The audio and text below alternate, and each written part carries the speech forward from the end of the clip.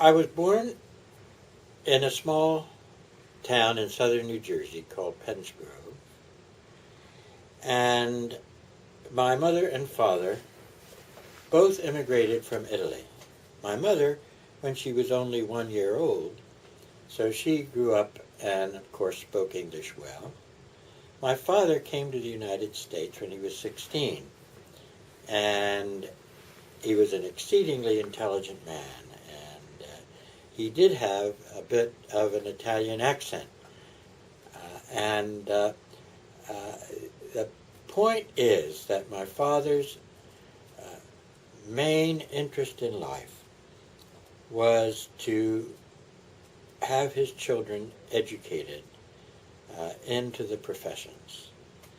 And in fact, he was, and my mother as well, successful in doing that. My brother has been a surgeon, general surgeon now, for over 60 years. My sister was a high school teacher of English literature, and she was the one who really encouraged me to go into academics.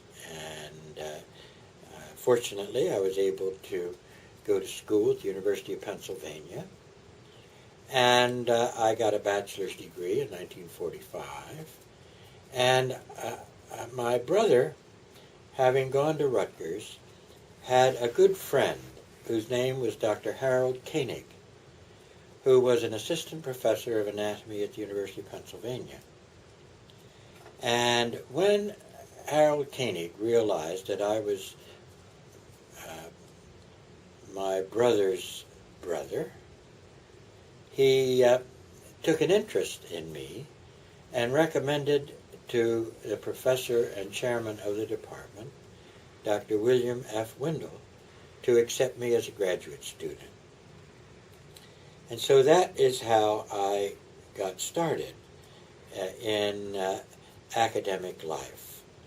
In those days, there were 3 graduate students that was accepted in the anatomy department at the University of Pennsylvania, one of whom, Ed Stewart, eventually became vice president of the Virginia Commonwealth University in Virginia. And I became I took a PhD and had an interest in neuroscience, since Dr. Windle, in fact, was a highly recognized neuroscientist.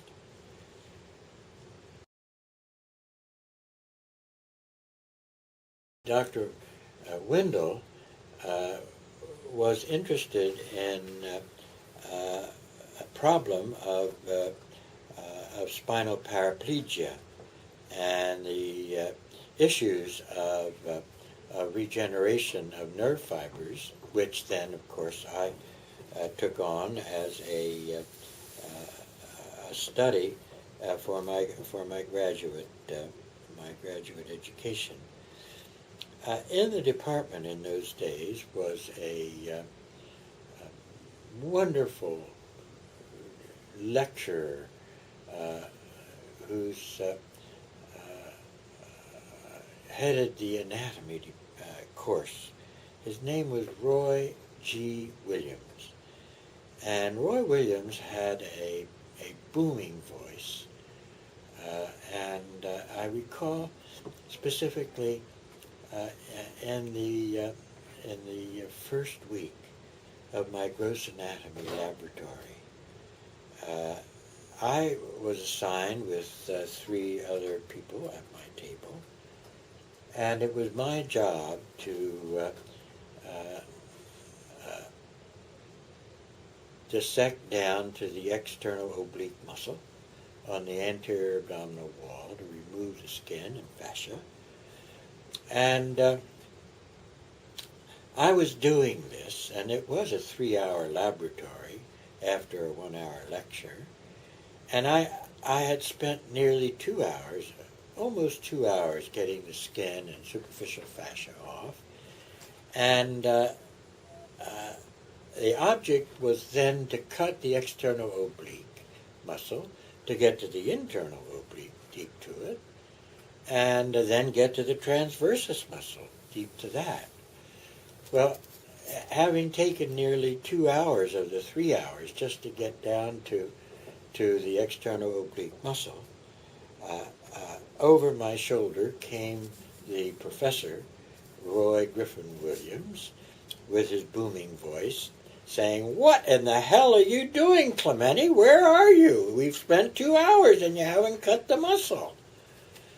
Well, of course, everybody all the students in the laboratory looked up and looked over at me, and I'm sure that it was the most embarrassing situation I've ever had in my educational experience. And of course, I quickly then made the L-shaped cut in the external oblique.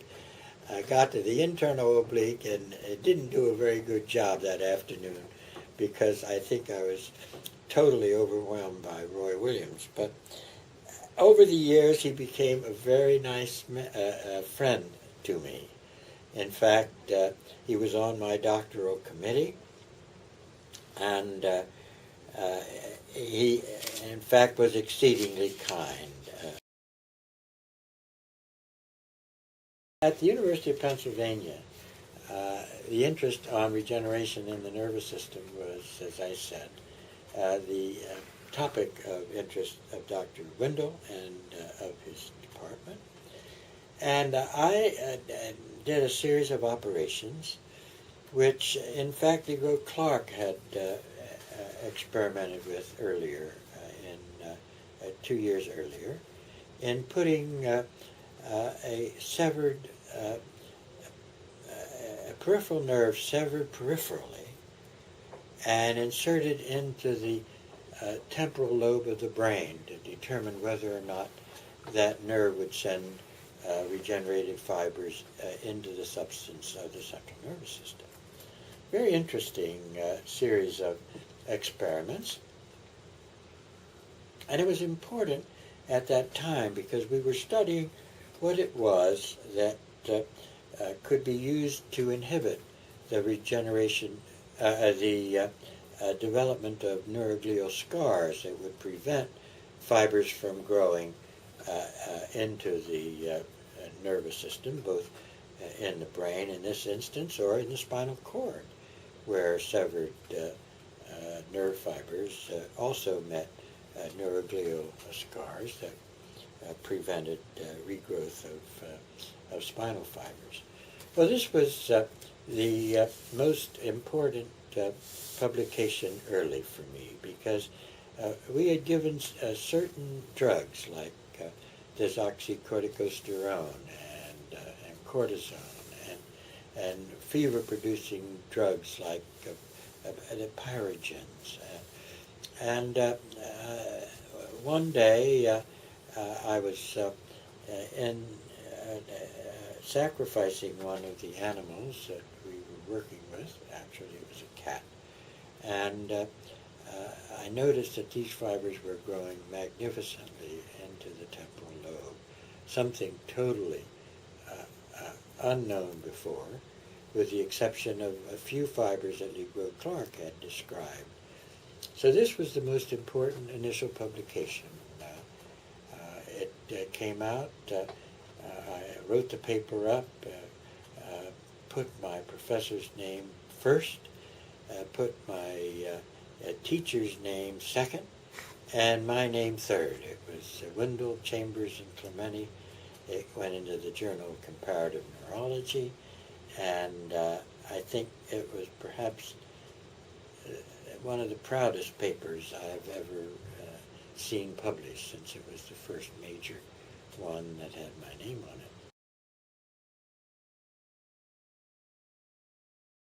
I remember I was a second-year graduate student at the University of Pennsylvania, and Dr. Windle, who was my professor, Dr. William F. Windle, a renowned fetal physiologist, came into me one day and said, "I want you to write up the research you've been doing and put together an abstract to go to the American Association of Anatomists meeting in Detroit, Michigan." and that was in the fall of 1951. And so I put together an abstract, and it was accepted for the meeting. And in those days, traveling from Philadelphia to Detroit was not really by plane, but by train. And so I took the train on around 6 o'clock in the evening, and I was accompanied by another graduate student, Ed Stewart, who was also giving a paper. Ed was a far more sophisticated person than I, and he sort of led me around at the meeting, even though he had never been to a meeting either. But he somehow or another knew the fact that we should buy banquet tickets and things of that nature. I really got excited on the train because I recognized professors from Temple and from the Jefferson Medical College were also on the train. And so here was a number of anatomists going to Detroit, and I, a second-year graduate student, was among them, which just blew my mind. Anyway, we got to Detroit, and Ed insisted that we buy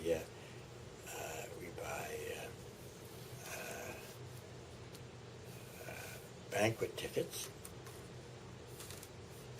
And on the evening of the banquet, I think it was a Tuesday evening, or probably Tuesday evening, Ed and I went to the banquet hall, and we were 45 minutes early, and we were the only persons there. And so we sat down at one of the tables alongside of me, and after a short while, this absolutely elegantly dressed couple came in. He in a tuxedo, complete tuxedo, and she in a beautiful, long, glistening dress with sequins, and absolutely lovely dress. And I heard her say, John, why don't we sit by these two young men?" Whereupon she sat alongside of Ed Stewart, and this gentleman sat alongside of me. I did not know who he was, but I soon realized that he was John Bolo Grant, the very famous Canadian anatomist who had written the books that I had used as a graduate student, and I was absolutely mortified to realize that I was sitting alongside of this man, and I did not have hardly anything to say to him. However, after a short period of time, I began asking questions that I thought were at the academic level they should have been with Professor Grant, and all the while I realized that Ed Stewart and Mrs. Grant were having a wonderful time, laughing next to us. I'm sure they were recounting stories, and here I was, stiff, frightened, and nearly embarrassed by the fact that I couldn't in any way match what my friend Ed was doing with Mrs. John Grant. Mrs. Grant, Catriona was her name. But Dr. Grant was so gracious and so understanding, and so we had actually a lovely evening. Until at one point, Mrs. Grant and Ed conjured up a plan to make me even more embarrassed. When Catriona said to John, The young men are going out to a burlesque theater tonight to see some living anatomy. Wouldn't you like to go with them?" And John, in his Scottish accent, says, oh my, perhaps some other evening, Catriona, perhaps some other evening." Anyway, of course, I was embarrassed to tears because we had no plans at all to do that.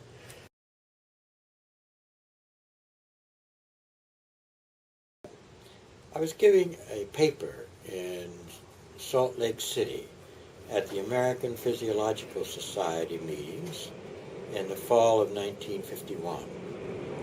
And I noticed that in the audience was a man easily recognizable because of his almost completely bald head, Dr. Horace Magoon. Now, I recognized him because he had given a talk at the University of Pennsylvania on the reticular activating system, which in fact he had described with Giuseppe Maruzzi in a 1948 classic paper. And on that afternoon, they were planning to have a bus tour of Salt Lake City. And so I was standing on the street corner going to that bus tour when I saw Dr. Magoon coming up the street and coming onto the same street corner. Well, when he arrived, the bus also arrived, and the bus driver opened the door, and I began getting on, and I thought that Dr. Magoon was going to get on too. And this was important to me because he had asked me a question as I was about to get on the bus as to whether or not, when I got finished at the University of Pennsylvania, whether or not I'd be interested in coming to the brand new UCLA Medical School. Well, knowing of the great reputation that Dr. Magoon had, of course, I thought to myself, of course I would go there, but I hadn't answered him. And so as I got on the bus, I realized that Magoon had no interest in going on to the tour of Salt Lake City, and yet I hadn't answered his question.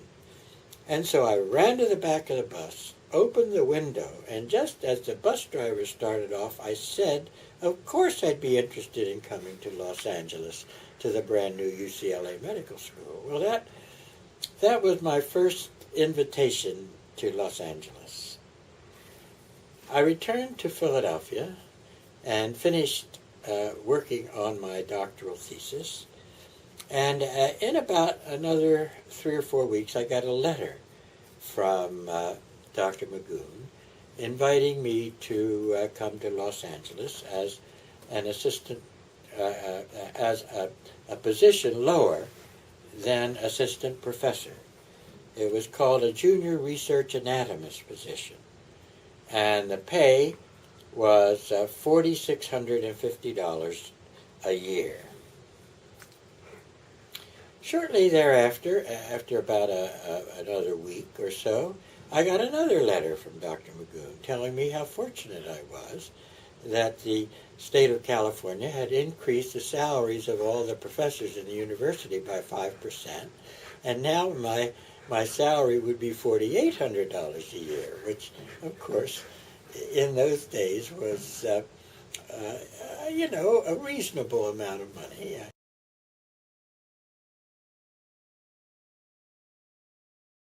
That I had just bought an automobile for, I think, something like $800 or $900 in Philadelphia, and it was a 1947 Chrysler Coupe, and I had never driven an automobile because my parents didn't have a car, and I started out for Los Angeles after only having driven for about 2 weeks. You can imagine how many obscene gestures I got from other drivers on the way to California, because I'm sure that I was a terrible driver initially, but by the time I think I got to Los Angeles, I was able to handle Los Angeles traffic fairly well. Now, when I got to downtown Los Angeles, I asked a policeman where the UCLA Medical Center was. And the policeman said he didn't know. But he said it must be out at UCLA. So you keep going out Wilshire Boulevard and you'll probably see it. Well, I kept going out Wilshire Boulevard in my car, and I kept looking for large buildings comparable to what they had in Philadelphia at the University of Pennsylvania. But I didn't see any large buildings. And so I went into the old wooden VA hospital there on Sawtelle, and I asked the lady at the information desk where the UCLA Medical Center was, and she said to me, "So what?"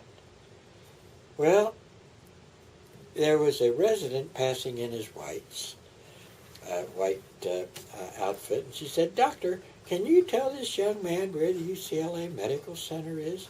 And he scratched his head and he said, "You know, I think they've started a medical school over there by Bullock's."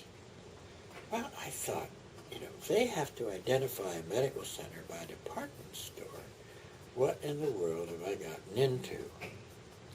Well, he described how I should return back to Westwood and go on to LeConte, and I kept going on LeConte, and I couldn't see any medical center, but I did see Bullock's.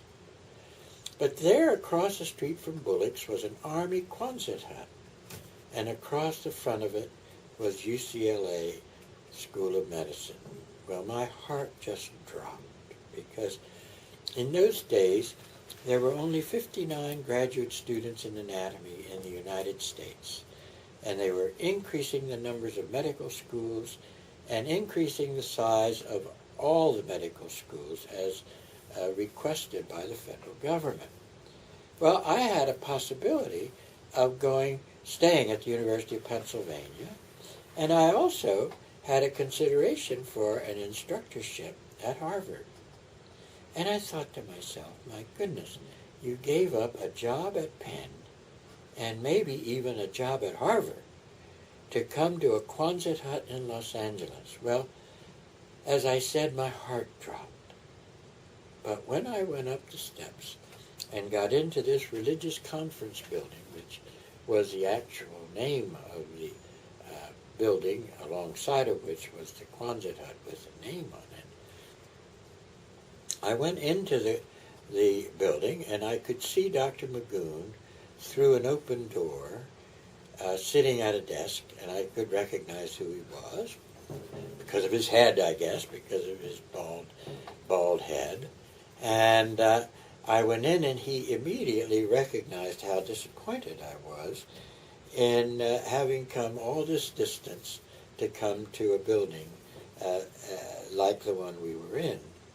So he put his arm around my shoulder and took me out the back door, and there pointed out this enormous hole in the ground with girders coming up. And he said, "Now, you see," he said, "we have some space there for you." He said, "Now, in the meantime, we'd like you to help us teach our first class here." And so that was my introduction to UCLA and to the medical center.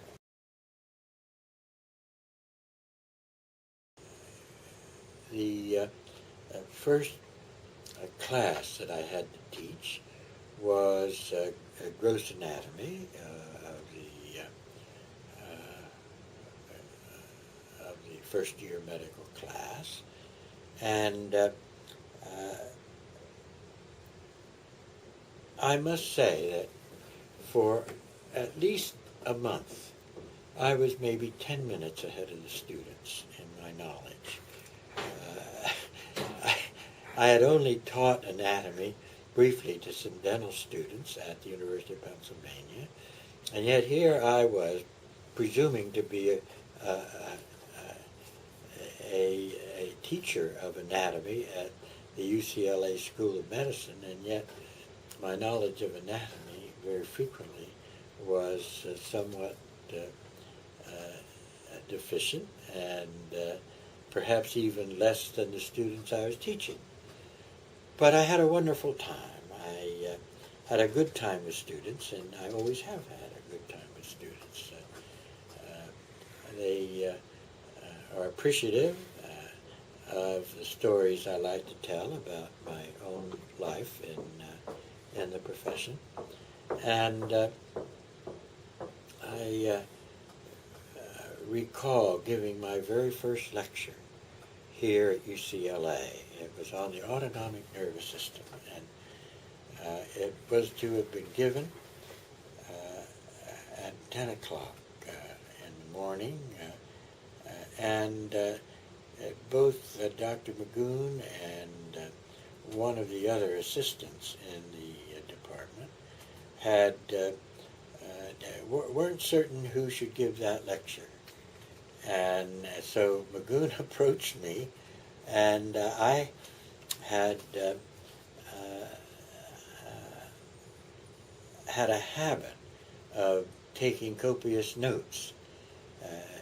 In those days, we never got the handouts from the professors. We had to take notes during lectures. Well, when I took my notes on the autonomic nervous system the night before the time I had to give my lecture, I filled it in, and I gave my very first lecture on what I thought was a rather complex subject at that time, and well, apparently it worked out.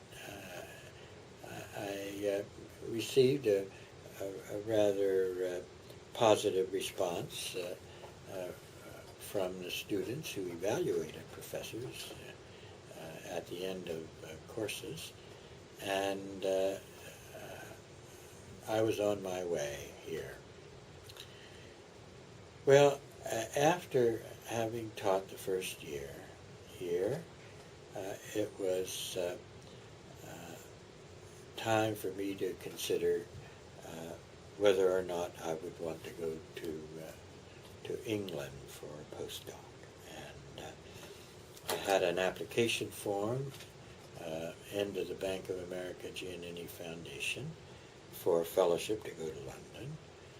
And the panel of the selection panel was meeting up at Pebble Beach, and I was invited to go up there to present myself in front of the selection panel. And so I was asked what I intended to do in London, and so I told them of the research I had been doing in Los Angeles about on regeneration of nerve fibers in the central nervous system, and that I was going to perhaps one of the world's leading universities in the world, in London, and the professor there was also interested in that subject. Well, I went back to my office, and after about 2 weeks I received this letter from the Bank of America Giannini Foundation Fellowship Board, and of course they were so lovely in giving me a fellowship for 2 years to go to London. Anyway, it was one of the most exciting periods in my life.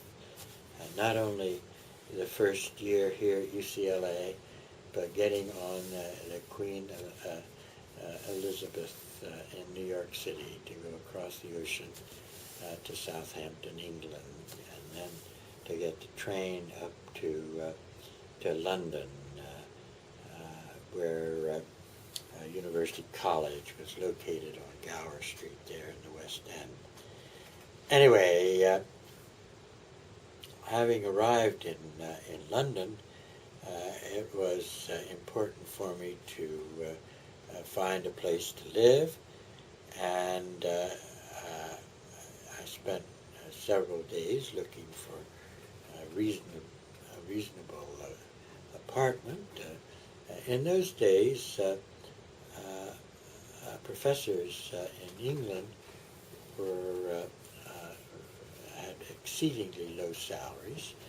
In fact, the professor of anatomy was getting £5, 10 shillings a week, and with my fellowship, in fact, I was making more than the professor. But of course, I never told anybody what my fellowship was paying me.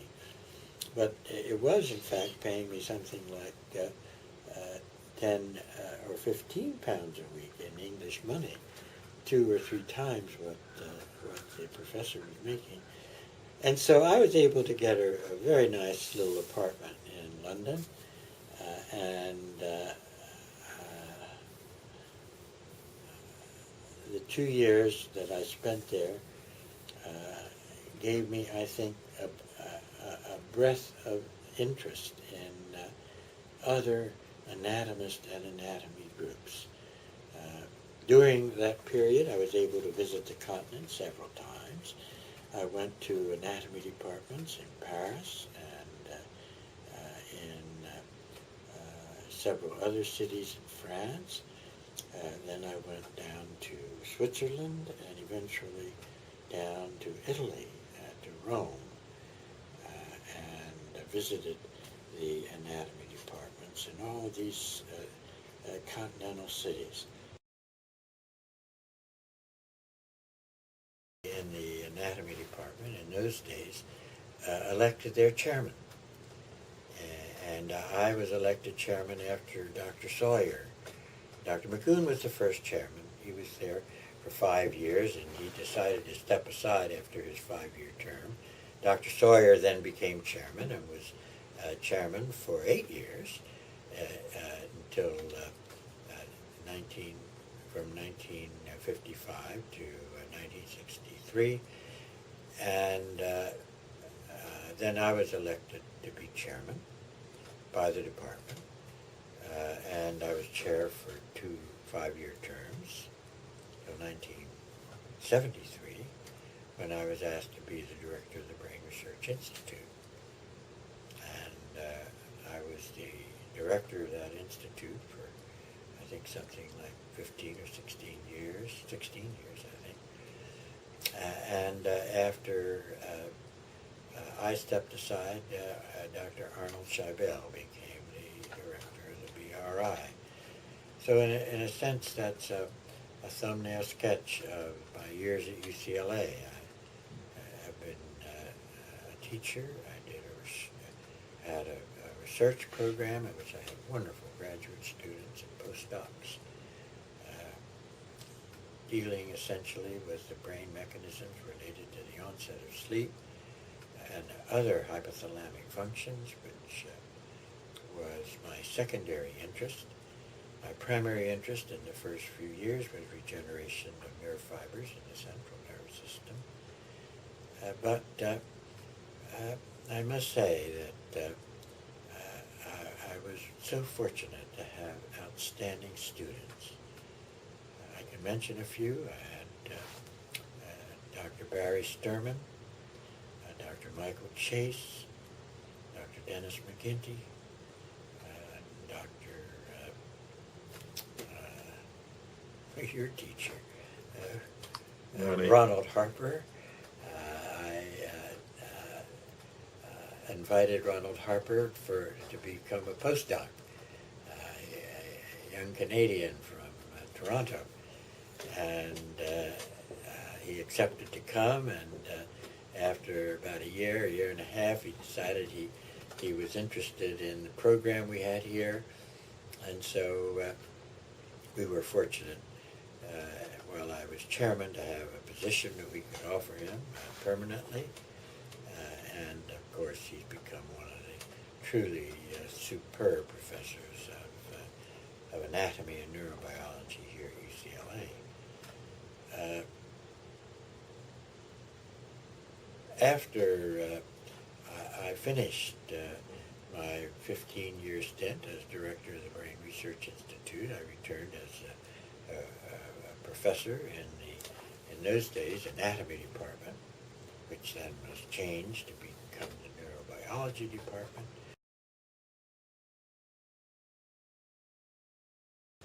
I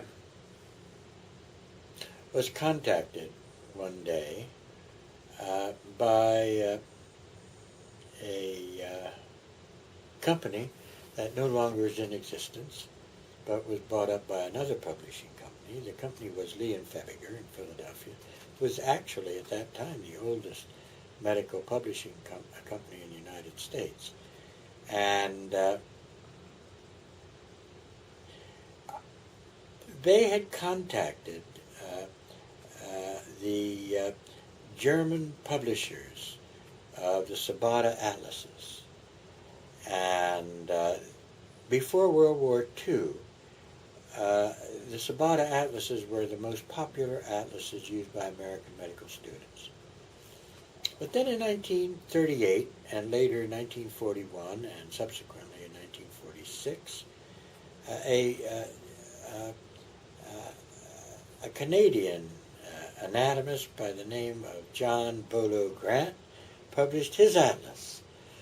And it almost immediately took 65 or 70% of the American market, because it was a wonderful atlas during World War II. And of course, during World War II, we were not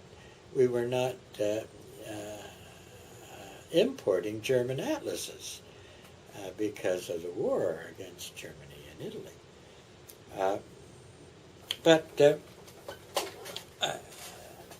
early in the 1970s, perhaps around 1972, I was asked if I would be interested in creating an atlas out of the Sabata figures.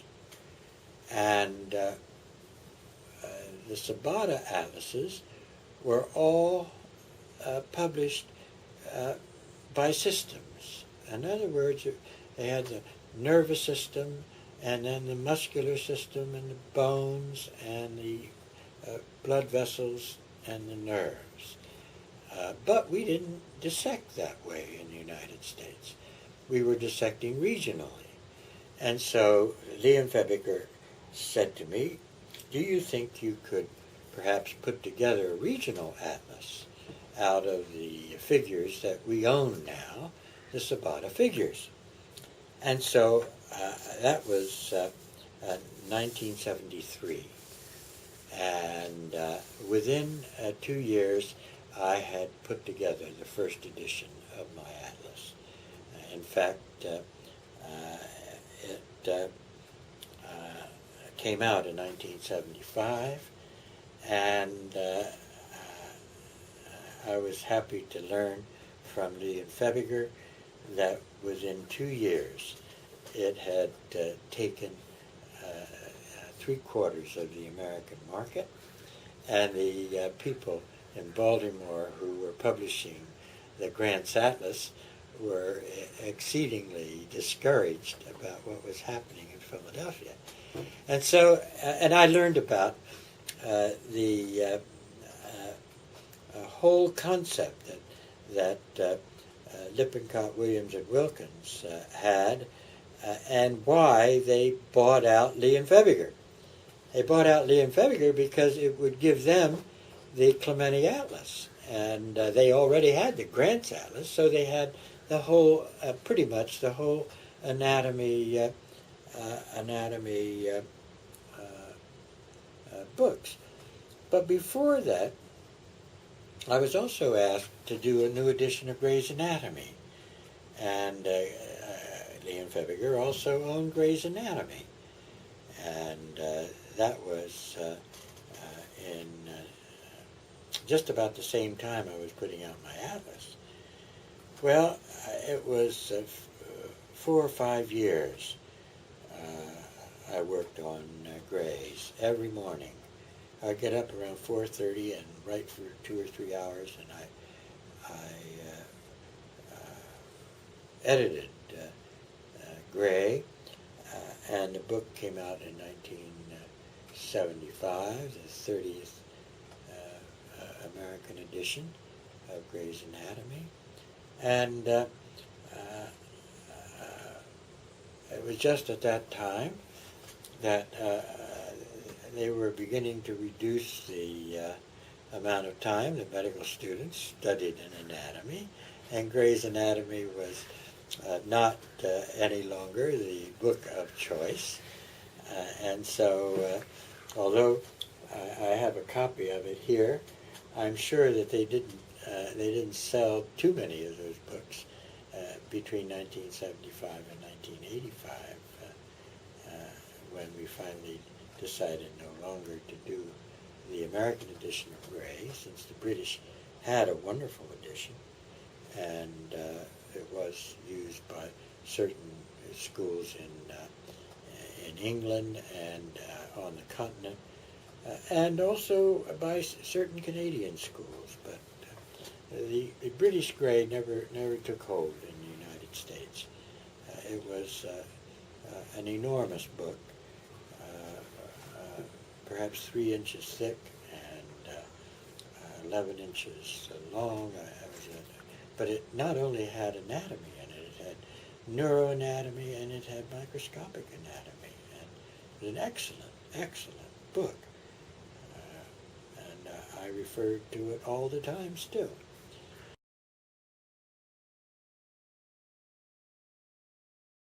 I then went on after having done the Gray's Anatomy and the Atlas to do subsequent editions of the Atlas.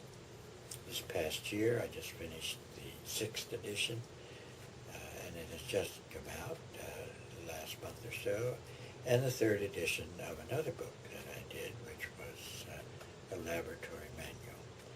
These were all writing projects, which I did in the very early mornings.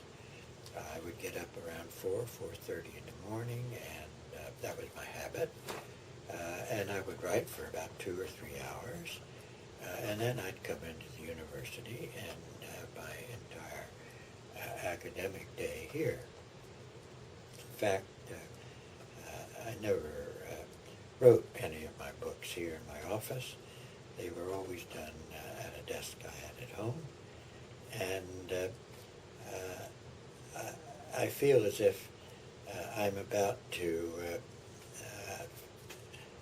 turn my my books over to other authors, which I don't know that I have the authority to do that. I think the publisher will select who the next editors are of the books that I have done.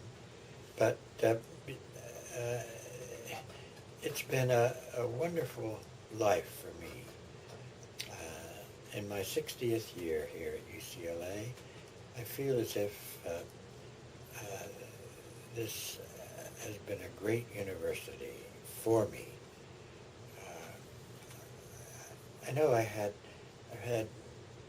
offers in a number of Eastern universities, including Ivy League schools. I thought about a very serious offer at one point from the University of Iowa in the Midwest. I went to visit that school, and I was very much impressed with the people there and the dean and the vice chancellor. But then when I returned to California, I just found it difficult to think of leaving this beautiful state and this wonderful university. The thing is, of course, in Iowa, I went to visit Iowa on the 13th of February, and it was one of the coldest days of the year in the Midwest, and it certainly it wasn't attractive on that regard, but only as far as the university itself and the people that were there.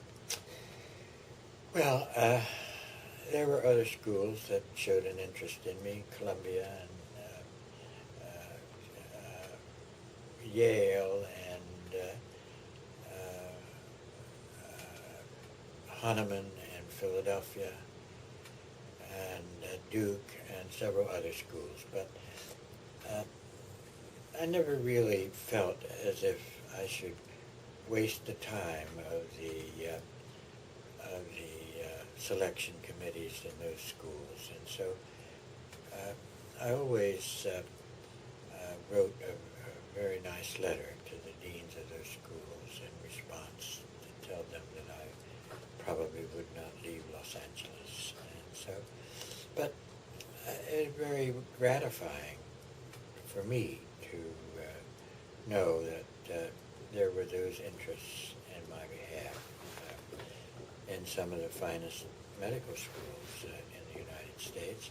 And I'm sure that most of